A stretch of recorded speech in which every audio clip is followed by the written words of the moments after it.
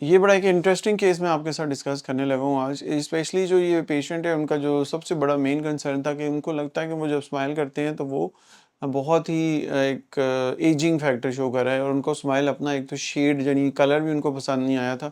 दूसरा जो उनको चीज़ समझ नहीं आ रही थी वो ये थी कि ये मुझे क्यों ऐसे लगता है जैसे मेरा जो दाँत है वो छोटे होने लग गए हैं, स्मॉल टीथ होने लगे हैं। जब वो मुझे अपना बताया उन्होंने, तो मैंने उनको बताया कि जो स्मॉल टीथ है उसकी वजह क्या है? स्मॉल टीथ होना, अब नेचुरली स्मॉल टीथ भी कुछ लोगों के होते हैं, लेकिन इनके केस में इस वक़्त जो आप पिक्चर देख रहे हो स्मॉल टीथ की, वो है एक टूथ वेयर, जिसको हम कहते हैं कि आपका दाँत जो है आपके निचले वाले दाँतों के साथ रगड़ खा-खा के वो एक वेयर हो गया, टूथ वेयर हो गया है, जिसकी वज़ह से वो स्मॉल टीथ लगने लग गया है। एक वैसे आपको मैं बता रहा हूँ कि टूथ वेयर एक बड़ा फिज़ियोलॉजिकल प्रोसेस है, मतलब ये कुदरती टाइम के साथ आपके दाँतों का जो लेंथ है वो थोड़ी-थोड़ी छोटी होनी लग जाती है। लेकिन अगर ये ज़्यादा होने लग जाए जिस तरह इनके दाँतों में है, तो उसका जो है ट्रीटमेंट वो आपको डिस्कवर करना पड़ता है या डायग्नोज़ करना पड़ता है, और उसके बाद उसका ट्रीटमेंट करा के उसको ठीक कराना एक आपके स्मॉल टीथ के लिए उसका जो ट्रीटमेंट है वो है कंपोजिट बॉन्डिंग। लेकिन इसमें सबसे पहले डायग्नोसिस ज़रूरी है।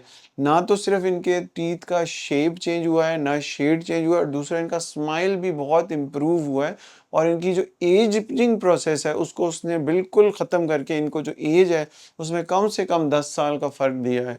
इस पिक्चर में ही मैं आपको जो इसके बिफ़ोर एंड आफ्टर दिखाऊँगा उसमें आप देख सकेंगे। स्मॉल टीथ का ट्रीटमेंट जो है वो आपका वॉल्यूम लॉस है, और वॉल्यूम लॉस को इंक्रीज़ करना है। टूथ वेयर लॉस जो आपका है, वो जो आपकी दाँत की नीचे वाली सर्फेसेज़ हैं, ये वाली सर्फेसेज़ हैं, ये देख सकते हैं आप कि ये अब इसका स्माइल जो है, अगर हमारी ज़ुबान में बात की जाए तो इसको रिवर्स स्माइल कहते हैं, या ये रिवर्स स्माइल का मतलब है कि उल्टी तरफ चल रहा है। तो इससे बुढ़ापा भी नज़र आता है, और इससे आपका जो फेस है वो ऐसे लगता है जैसे झुलक गया है। तो ये एक बहुत बड़ा स्माइल का फैक्टर है आपकी एजिंग को शो करने में। तो ये अब आप खुद देख सकेंगे इसी पेशेंट की पिक्चर की, इसमें कैसे हमने इम्प्रूव करके आप देख सकते हैं कि ये कितना फ़र्क पड़ा है एक पेशेंट की एज में। अब ये यंग लग रहा है। पिछली पिक्चर में आपको ऐसे लग रहा था जैसे ये किसी एज्ड बंदे की पिक्चर, अब ये लग रहा है ये यंग, हेल्दी। जिस तरह आप ये देख सकते हो, ये बिल्कुल ऐसे फ्लैट सरफेसेस हैं। मैंने आपको बताया ये टूथ फेयर है, और इसमें इनके दांतों का वॉल्यूम भी आ गया और लेंथ भी इंक्रीज़ की है, और जो सरफेसेस हैं वो बिल्कुल फ्लैट आउट नहीं है, बिल्कुल एक ऐसी जिस तरह आपके नॉर्मल दांतों की सरफेसेस होती हैं वो सरफेसेस हैं।